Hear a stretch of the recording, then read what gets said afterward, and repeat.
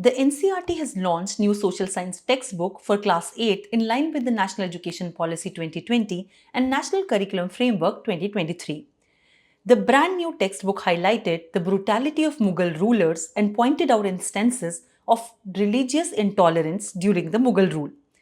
The book, on the other hand, has glorified the Marathas. The book is a recent attempt to put more Indian rulers in the textbooks as emphasized under the NCF 2023. Experts, however, termed it as a selective glorification and vilification of historical facts and figures.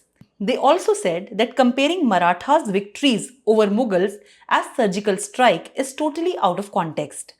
We would like to tell our viewers that this is the first introduction of Mughals in new NCERT textbooks released under NEP 2020, as the NCERT has completely removed their mention from Class 7th Social Science textbook released in April this year. The book has included a note on history's darkest period, referring to darker period of history when war, abuse, fanaticism and bloodshed dominated. The note says that it is important to study darker developments dispassionately without blaming anyone living today for them.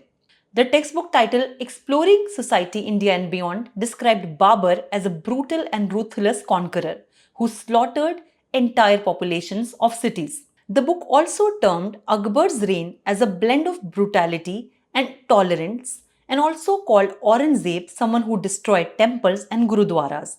On the contrary, the book portrays Marathas, a Hindu state that rose in the 17th century in Western India, as rulers who established sovereignty, calling their founder Chhatrapati Shivaji as a strategist and a true visionary. The book has also termed Shivaji's defeating Mughal nobleman Shaista Khan akin to modern-day surgical strike.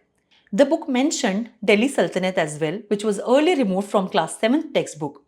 It mentioned that Delhi Sultanate period witnessed numerous attacks on sacred images in Buddhist, Jain and Hindu temples and called such destruction motivated not just by plunder but also by doubt.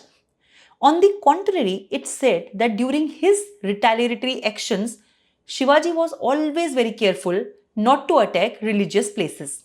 The book further says that according to his autobiography, Babur was a cultured and curious man.